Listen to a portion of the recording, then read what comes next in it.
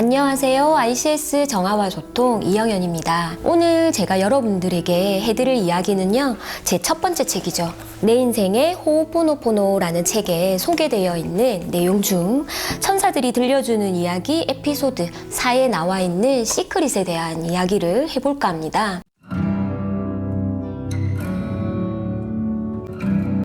한때 시크릿에 대한 열풍이 굉장했었죠. 아마 이거 보고 계시는 여러분들도 한 번쯤은 시크릿을 시도해 보셨거나 아니더라도 흔히 이야기는 들어보셨을 겁니다.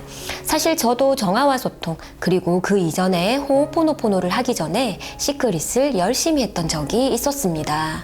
자, 그런데 생각만큼 그 시크릿을 했을 때 창조가 쉽게 이루어지시던가요? 사실 굉장히 쉽지 않죠. 저도 실망을 많이 했었거든요. 그래서 이제 앞으로 3편에 걸쳐서 시크릿이 왜 안 되는지에 대한 이유, 그리고 우리 물질적인 창조에 얽혀있는 그 원리, 그리고 그 노하우들에 대해서 천천히 이야기들을 나눠볼까 합니다. 첫 시간에는요, 시크릿이 안 되는 결정적인 이유, 창조에 필요한 재료에 대한 이야기를 지금부터 해보겠습니다.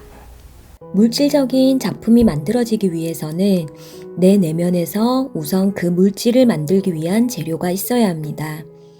어떤 물건을 만들기 위해서 그 물건에 필요한 해당 재료가 먼저 준비되어야 하는 것처럼 말이죠.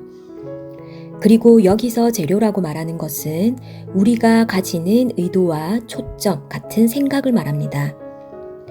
이 의도와 초점에 순수한 몰입과 집중이 더해졌을 때 내면에서 어떤 물질에 대한 에너지적인 재료가 만들어지고 그리고 그것이 어떤 타이밍에 외부로 드러나게 됩니다. 자, 그럼 이제 물질적인 부라는 창조를 만들어내려고 합니다. 그러기 위해서 우리는 부에 관련된 의도와 초점, 생각, 그리고 그렇게 만들어진 상상과 감각, 여러 생생한 감정들에 몰입을 하게 됩니다. 그런데요, 만약에 나의 내면에 오랜 결핍에 관련된, 다시 말해 부와 완전히 반대되는 결핍의 재료가 이미 존재하고 있다면 어떤 일이 벌어질까요? 이미 단단하게 만들어져 있는 내적인 결핍의 재료가 새로 만들어지려고 하는 부의 재료를 당연히 방해하게 될 겁니다.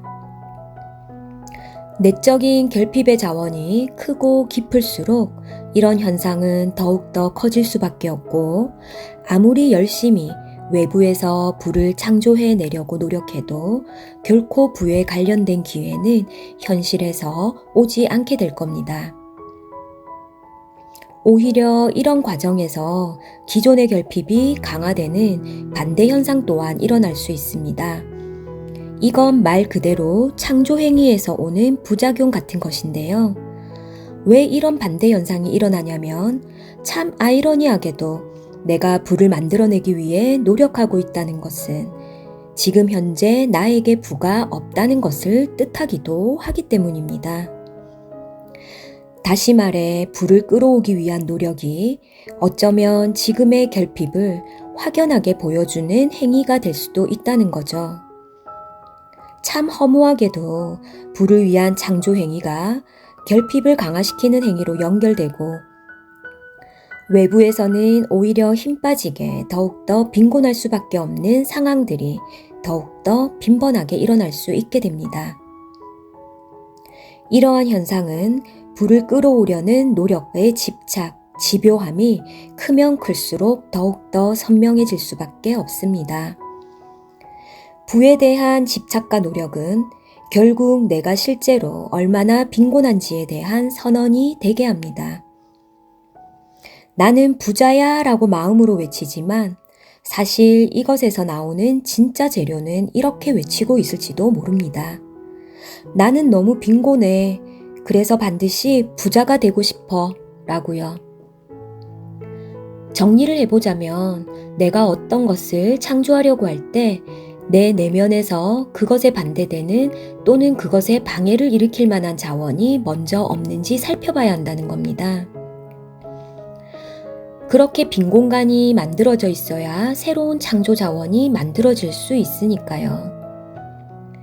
그래서 저희 ICS 정화와 소통 프로그램에서는 무엇인가를 먼저 바라기 전에 기존에 있던 내 안의 재료들을 먼저 관찰하고 청소하는 작업을 하라고 합니다.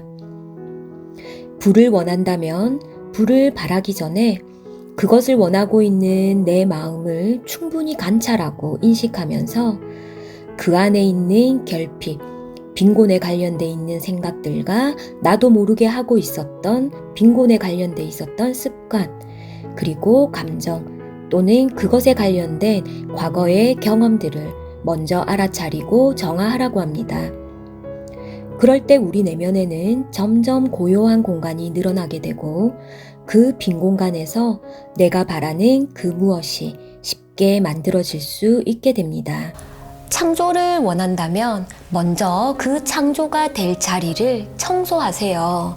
창조는 외부 세상에서 일어나는 것이 아닙니다. 분명한 것은 내 내면에서 일어나고 있다는 것입니다. 내 내면을 먼저 깨끗하게 청소한 후 무엇을 바란다면 생각보다 쉽게 우리가 원하는 것이 이루어질 겁니다. 자, 그리고 이제 창조에 대한 원리 두 번째 이야기 다음 시간 또 기대해 주시기 바랍니다.